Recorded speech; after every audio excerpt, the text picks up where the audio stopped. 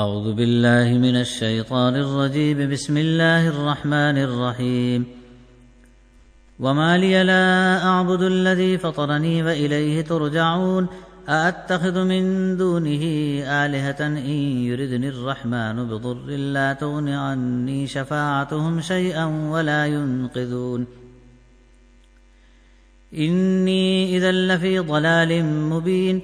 إني آمنت بربكم فاسمعون. قيل ادخل الجنة قال يا ليت قومي يعلمون بما غفر لي ربي وجعلني من المكرمين.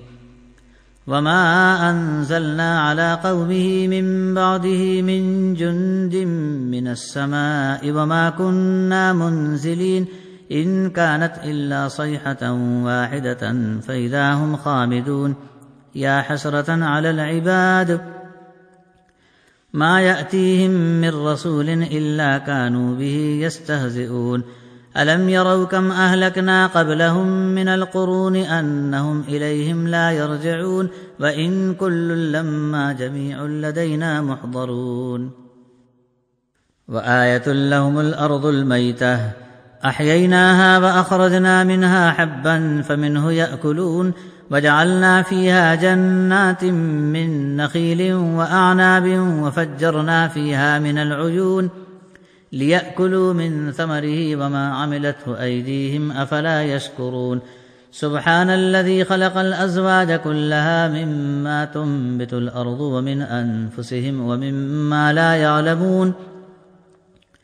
وآية لهم الليل نسلخ منه النهار فإذا هم مظلمون. والشمس تجري لمستقر لها ذلك تقدير العزيز العليم. والقمر قدرناه منازل حتى عاد كالعرجون القديم. لا الشمس ينبغي لها أن تدرك القمر ولا الليل سابق النهار وكل في فلك يسبحون. وآية لهم أنا حملنا ذريتهم في الفلك المشحون وخلقنا لهم من مثله ما يركبون. وإن نشأ نغرقهم فلا صريخ لهم ولا هم ينقذون إلا رحمة منا ومتاعا إلى حين. وإذا قيل لهم اتقوا ما بين أيديكم وما خلفكم لعلكم ترحمون. وما تأتيهم من آية من آيات ربهم إلا كانوا عنها معرضين. وإذا قيل لهم أنفقوا مما رزقكم الله قال الذين كفروا للذين آمنوا أنطعم من لو يشاء الله أطعمه إن أنتم إلا في ضلال مبين. ويقولون متى هذا الوعد إن كنتم صادقين. ما ينظرون إلا صيحة واحدة تأخذهم وهم يخصمون فلا يستطيعون توصية ولا إلى أهلهم يرجعون. ونفخ في الصور فإذا هم من الأجداث إلى ربهم ينسلون. قالوا يا ويلنا من بعثنا من مرقدنا هذا ما وعد الرحمن وصدق المرسلون. إن كانت إلا صيحة واحدة فإذا هم جميع لدينا محضرون. فاليوم لا تظلم نفس شيئا ولا تجزون إلا ما كنتم تعملون. إن أصحاب الجنة اليوم في شغل فاكهون. هم وأزواجهم في ظلال على الأرائك متكئون. لهم فيها فاكهة ولهم ما يدعون. سلام قولا من رب رحيم. وامتازوا اليوم أيها المجرمون ألم أعهد إليكم يا بني آدم ألا تعبدوا الشيطان إنه لكم عدو مبين وأن اعبدوني هذا صراط مستقيم. ولقد أضل منكم جبلا كثيرا أفلم تكونوا تعقلون. هذه جهنم التي كنتم توعدون اصلوها اليوم بما كنتم تكفرون. اليوم نختم على أفواههم وتكلمنا أيديهم وتشهد أرجلهم بما كانوا يكسبون. ولو نشاء لطمسنا على أعينهم فاستبقوا الصراط فأنى يبصرون.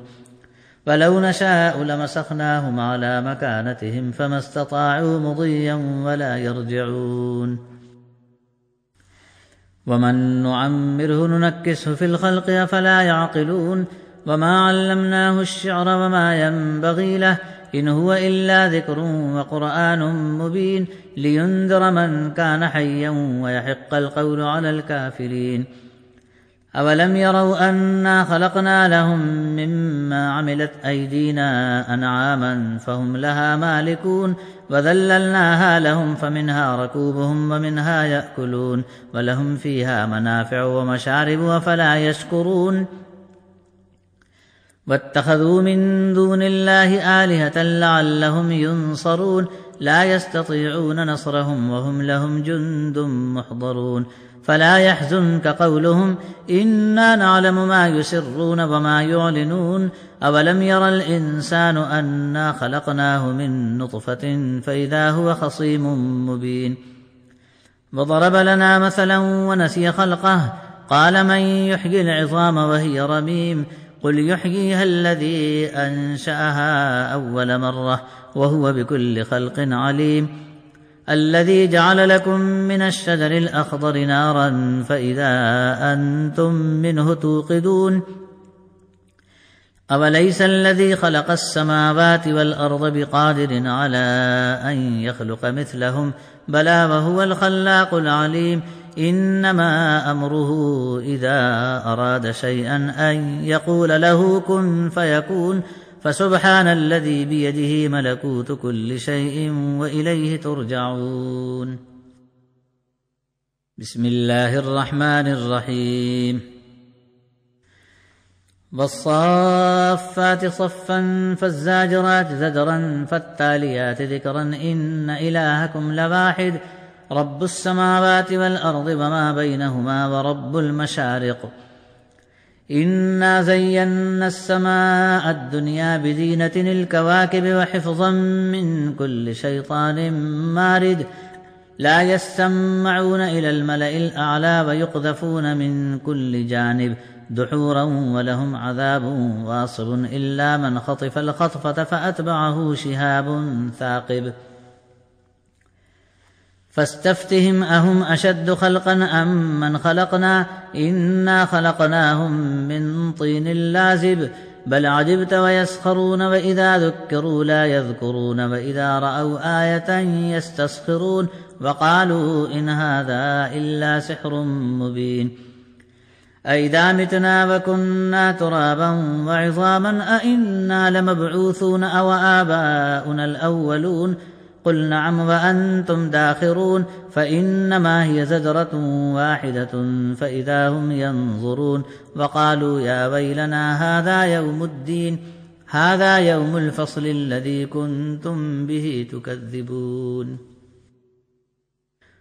احشروا الذين ظلموا وأزواجهم وما كانوا يعبدون من دون الله فاهدوهم إلى صراط الجحيم وقفوهم إنهم مسؤولون ما لكم لا تناصرون بل هم اليوم مستسلمون وأقبل بعضهم على بعض يتساءلون قالوا إنكم كنتم تأتوننا عن اليمين قالوا بل لم تكونوا مؤمنين وما كان لنا عليكم من سلطان بل كنتم قوما طاغين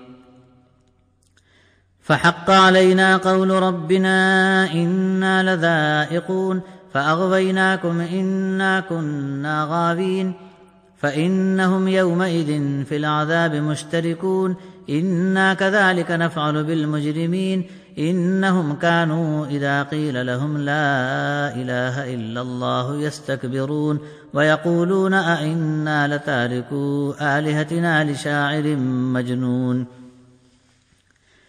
بل جاء بالحق وصدق المرسلين إنكم لذائق العذاب الأليم وما تجزون إلا ما كنتم تعملون إلا عباد الله المخلصين أولئك لهم رزق معلوم فواكه وهم مكرمون في جنات النعيم على سرر متقابلين يطاف عليهم بكأس من معين بيضاء لذة للشاربين لا فيها غول ولا هم عنها ينزفون وعندهم قاصرات الطرف عين كأنهن بيض مكنون فأقبل بعضهم على بعض يتساءلون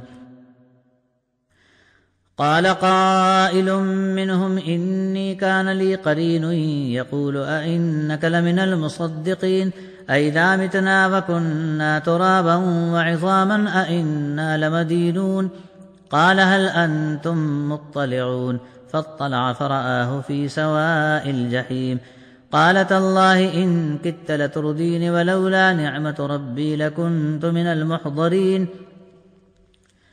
أفما نحن بميتين إلا موتتنا الأولى وما نحن بمعذبين إن هذا لهو الفوز العظيم لمثل هذا فليعمل العاملون أذلك خير نزلا أم شجرة الزقوم إنا جعلناها فتنة للظالمين إنها شجرة تخرج في أصل الجحيم طلعها كأنه رؤوس الشياطين فإنهم لآكلون منها فمالئون منها البطون ثم إن لهم عليها لشوبا من حميم ثم إن مرجعهم لإلى الجحيم إنهم ألفوا آباءهم ضالين فهم على آثارهم يهرعون ولقد ضل قبلهم أكثر الأولين ولقد أرسلنا فيهم منذرين فانظر كيف كان عاقبة المنذرين إلا عباد الله المخلصين ولقد نادانا نوح فلنعم المجيبون ونجيناه وأهله من الكرب العظيم وجعلنا ذريته هم الباقين وتركنا عليه في الآخرين سلام على نوح في العالمين إنا كذلك نجزي المحسنين إنه من عبادنا المؤمنين ثم أغرقنا الآخرين وإن من شيعته لإبراهيم إذ جاء ربه بقلب سليم إذ قال لأبيه وقومه ماذا تعبدون أئفكا آلهة دون الله تريدون فما ظنكم برب العالمين فنظر نظرة في النجوم فقال إني سقيم فتولوا عنه مدبرين فراغ إلى آلهتهم فقال لا تأكلون ما لكم لا تنطقون فراغ عليهم ضربا باليمين فأقبلوا إليه يزفون قال أتعبدون ما تنحتون والله خلقكم وما تعملون قالوا ابنوا له بنيانا فألقوه في الجحيم فأرادوا به كيدا فجعلناهم الأسفلين وقال إني ذاهب إلى ربي سيهدين رب هب لي من الصالحين فبشرناه بغلام حليم فلما بلغ معه السعي قال يا بني إني أرى في المنام أني أذبحك فانظر ماذا ترى قال يا أبت افعل ما تؤمر ستجدني إن شاء الله من الصابرين فلما أسلما وتله للجبين وناديناه أن يا إبراهيم قد صدقت الرؤيا إنا كذلك نجزي المحسنين إن هذا لهو البلاء المبين وفديناه بذبح عظيم وتركنا عليه في الآخرين سلام على إبراهيم كذلك نجزي المحسنين إنه من عبادنا المؤمنين وبشرناه بإسحاق نبيا من الصالحين وباركنا عليه وعلى إسحاق ومن ذريتهما محسن وظالم لنفسه مبين ولقد مننا على موسى وهارون ونجيناهما وقومهما من الكرب العظيم ونصرناهم فكانوا هم الغالبين وآتيناهما الكتاب المستبين وهديناهما الصراط المستقيم وتركنا عليهما في الآخرين سلام على موسى وهارون إنا كذلك نجزي المحسنين إنهما من عبادنا المؤمنين وإن إلياس لمن المرسلين إذ قال لقومه ألا تتقون أتدعون بعلا وتذرون أحسن الخالقين الله ربكم ورب آبائكم الأولين فكذبوه فإنهم لمحضرون إلا عباد الله المخلصين وتركنا عليه في الآخرين سلام على الياسين إنا كذلك نجزي المحسنين إنه من عبادنا المؤمنين وإن لوطا لمن المرسلين إذ نجيناه وأهله أجمعين إلا عجوزا في الغابرين ثم دمرنا الآخرين وإنكم لتمرون عليهم مصبحين وبالليل أفلا تعقلون وإن يونس لمن المرسلين إذ أبق إلى الفلك المشحون فساهم فكان من المدحضين فالتقمه الحوت وهو مليم فلولا أنه كان من المسبحين للبث في بطنه إلى يوم يبعثون فنبذناه بالعراء وهو سقيم وأنبتنا عليه شجرة من يقطين وأرسلناه إلى 100,000 أو يزيدون فآمنوا فمتعناهم إلى حين فاستفتهم ألربك البنات ولهم البنون أم خلقنا الملائكة إناثا وهم شاهدون ألا إنهم من إفكهم ليقولون ولد الله وإنهم لكاذبون أصطفى البنات على البنين ما لكم كيف تحكمون أفلا تذكرون أم لكم سلطان مبين فأتوا بكتابكم إن كنتم صادقين وجعلوا بينه وبين الجنة نسبا ولقد علمت الجنة إنهم لمحضرون سبحان الله عما يصفون إلا عباد الله المخلصين فإنكم وما تعبدون ما أنتم عليه بفاتنين إلا من هو صال الجحيم وما منا إلا له مقام معلوم وإنا لنحن الصافون وإنا لنحن المسبحون وإن كانوا ليقولون لو أن عندنا ذكرا من الأولين لكنا عباد الله المخلصين فكفروا به فسوف يعلمون ولقد سبقت كلمتنا لعبادنا المرسلين إنهم لهم المنصورون وإن جندنا لهم الغالبون فتول عنهم حتى حين وأبصرهم فسوف يبصرون أفبعذابنا يستعجلون فإذا نزل بساحتهم فساء صباح المنذرين وتول عنهم حتى حين وأبصر فسوف يبصرون سبحان ربك رب العزة عما يصفون وسلام على المرسلين والحمد لله رب العالمين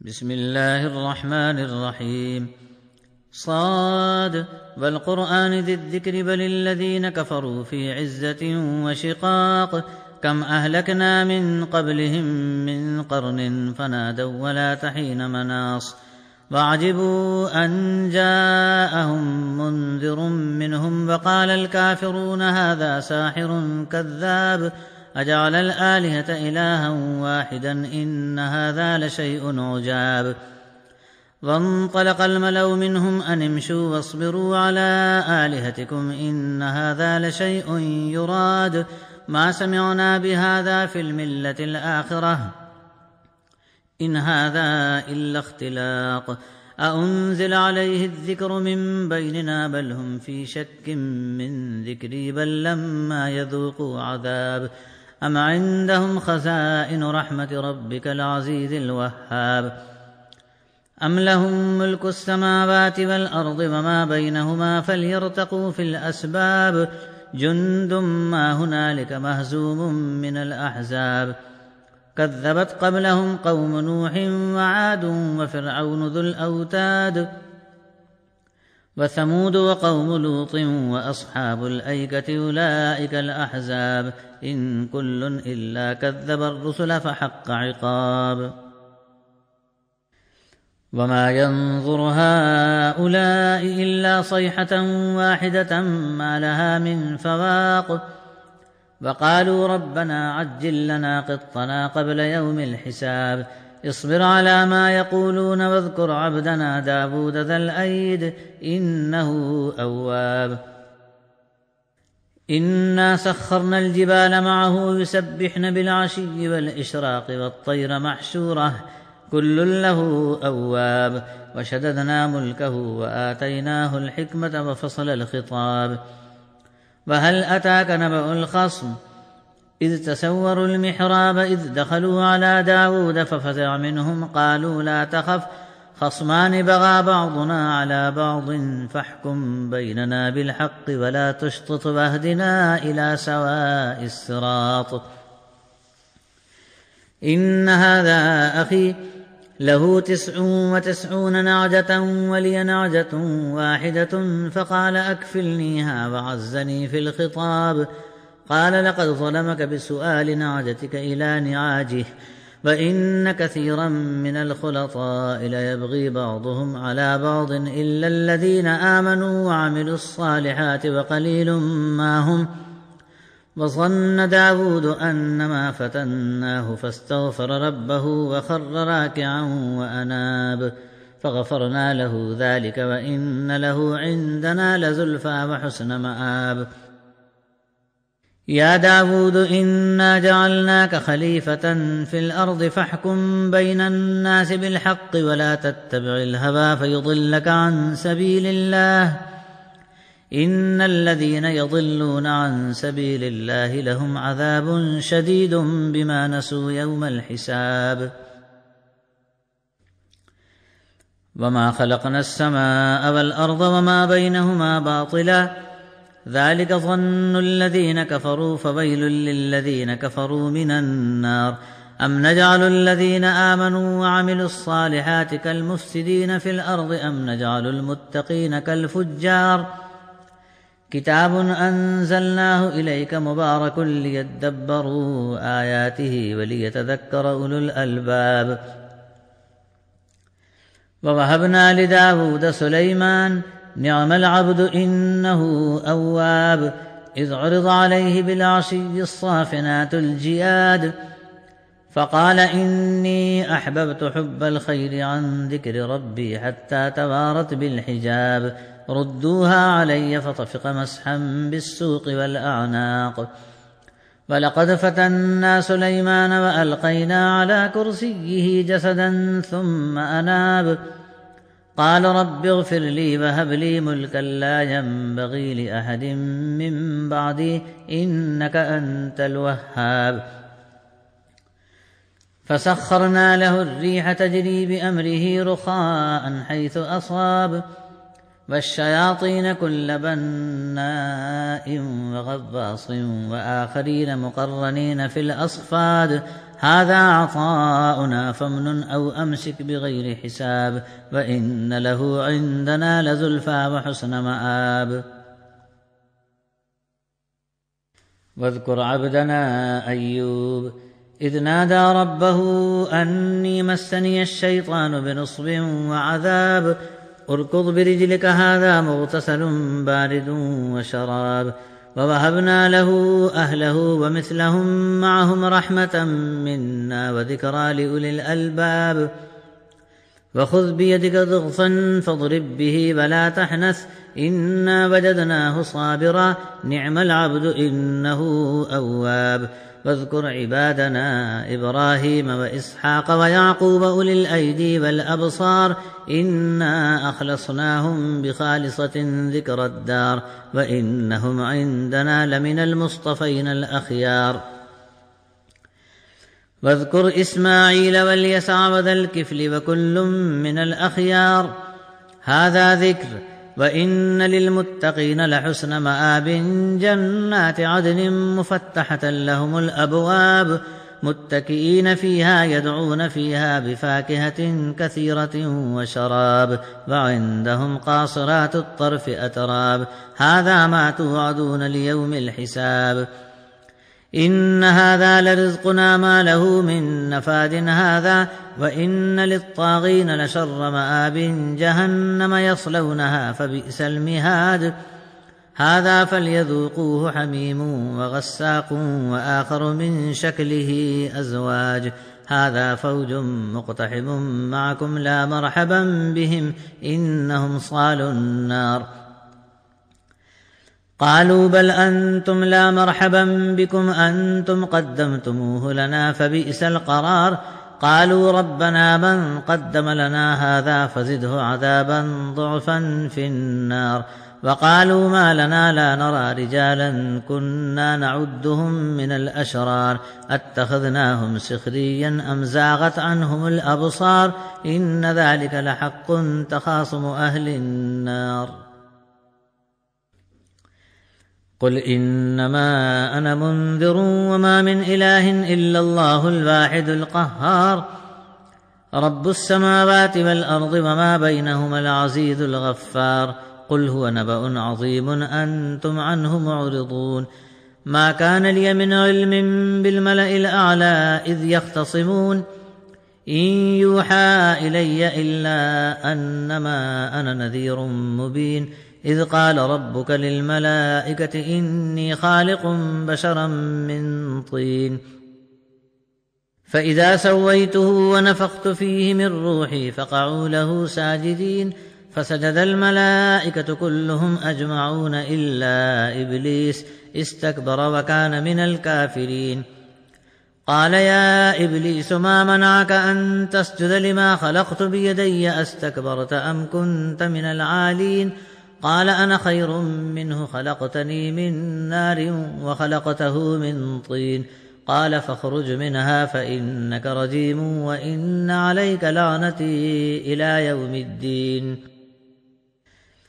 قال رب فأنظرني إلى يوم يبعثون. قال فإنك من المنظرين إلى يوم الوقت المعلوم. قال فبعزتك لأغوينهم أجمعين إلا عبادك منهم المخلصين. قال فالحق والحق أقول لأملأن جهنم منك وممن تبعك منهم أجمعين. قل ما أسألكم عليه من أجر وما أنا من المتكلفين إن هو إلا ذكر للعالمين ولتعلمن نبأه بعد حين. بسم الله الرحمن الرحيم. تنزيل الكتاب من الله العزيز الحكيم. إنا أنزلنا إليك الكتاب بالحق فاعبد الله مخلصا له الدين. ألا لله الدين الخالص والذين اتخذوا من دونه أولياء ما نعبدهم إلا ليقربونا إلى الله زلفى إن الله يحكم بينهم فيما هم فيه يختلفون إن الله لا يهدي من هو كاذب كفار. لو أراد الله أن يتخذ ولدا لاصطفى مما يخلق ما يشاء سبحانه هو الله الواحد القهار. خلق السماوات والأرض بالحق يكبر الليل على النهار ويكبر النهار على الليل وسخر الشمس والقمر كل يجري لأجل مسمى ألا هو العزيز الغفار. خلقكم من نفس واحدة ثم جعل منها زوجها وأنزل لكم من الأنعام 8 أزواج يخلقكم في بطون أمهاتكم خلقا من بعد خلق في ظلمات 3 ذلكم الله ربكم له الملك لا إله إلا هو فأنى تصرفون.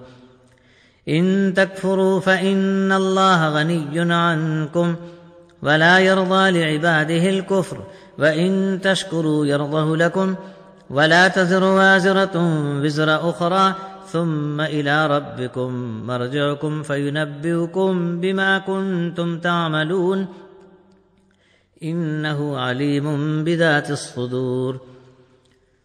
وإذا مس الإنسان ضر دعا ربه منيبا إليه ثم إذا خوله نعمة منه نسي ما كان يدعو إليه من قبل وجعل لله أندادا ليضل عن سبيله قل تمتع بكفرك قليلا إنك من أصحاب النار. أمن هو قانت آناء الليل ساجدا وقائما يحذر الآخرة ويرجو رحمة ربه قل هل يستوي الذين يعلمون والذين لا يعلمون إنما يتذكر أولو الألباب.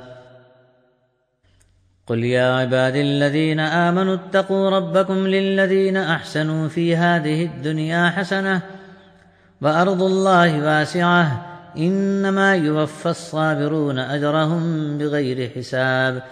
قل إني أمرت أن أعبد الله مخلصا له الدين وأمرت لأن أكون أول المسلمين. قل إني أخاف إن عصيت ربي عذاب يوم عظيم. قل الله أعبد مخلصا له ديني فاعبدوا ما شئتم من دونه. قل إن الخاسرين الذين خسروا أنفسهم وأهليهم يوم القيامة ألا ذلك هو الخسران المبين. لهم من فوقهم ظلل من النار ومن تحتهم ظلل ذلك يخفف الله به عباده يا عباد فاتقون. والذين اجتنبوا الطاغوت أن يعبدوها وأنابوا إلى الله لهم البشرى فبشر عباد الذين يستمعون القول فيتبعون أحسنه أولئك الذين هداهم الله وأولئك هم أولو الألباب. أفمن حق عليه كلمة العذاب أفأنت تنقذ من في النار. لكن الذين اتقوا ربهم لهم غرف من فوقها غرف مبنية تجري من تحتها الأنهار وعد الله لا يخلف الله الميعاد. ألم تر أن الله أنزل من السماء ماء فسلكه ينابيع في الأرض ثم يخرج به زرعا مختلفا ألوانه ثم يهيج فتراه مصفرا ثم يجعله حطاما إن في ذلك لذكرى لأولي الألباب. أفمن شرح الله صدره للإسلام فهو على نور من ربه فويل للقاسية قلوبهم من ذكر الله أولئك في ضلال مبين. الله نزل أحسن الحديث كتابا متشابها مثانية تقشعر منه جلود الذين يخشون ربهم ثم تلين جلودهم وقلوبهم إلى ذكر الله ذلك هدى الله يهدي به من يشاء ومن يضلل الله فما له من هاد. أفمن يتقي بوجهه سوء العذاب يوم القيامة وقيل للظالمين ذوقوا ما كنتم تكسبون. كذب الذين من قبلهم فأتاهم العذاب من حيث لا يشعرون فأذاقهم الله الخزي في الحياة الدنيا والعذاب الآخرة أكبر لو كانوا يعلمون. ولقد ضربنا للناس في هذا القرآن من كل مثل لعلهم يتذكرون قرآنا عربيا غير ذي عوج لعلهم يتقون.